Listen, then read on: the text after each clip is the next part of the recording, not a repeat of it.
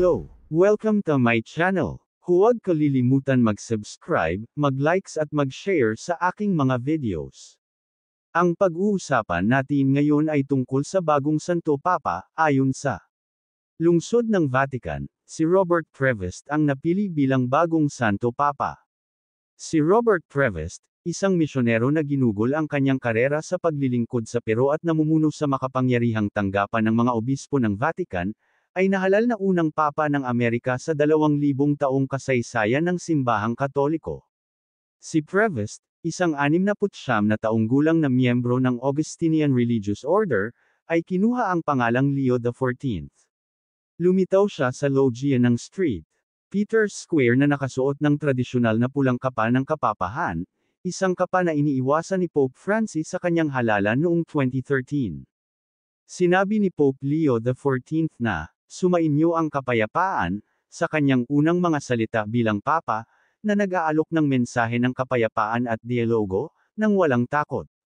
Mula sa loggia ng St. Peter's Basilica, naalala ng unang Amerikanong Papa sa kasaysayan na siya ay isang paring Augustinian, ngunit siya ay isang Kristiyano higit sa lahat at isang obispo, para makalakad tayong lahat. Nagsalita siya sa wikang Italyano at pagkatapos ay lumipat sa Espanyol, na inalala ang maraming taon niyang ginugol bilang isang misyonero at pagkatapos ay arsobispo ng Chiclayo, Pero.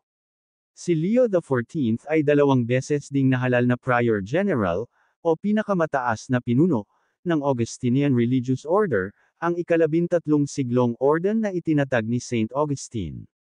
Malinaw na pinagmasdan siya ni Francis sa loob ng maraming taon, na inilipat siya mula sa pamunuan ng Augustinian pabalik sa Pero noong 2014 upang maglingkod bilang administrador at kalaunan ay arsobispo ng Chiclayo.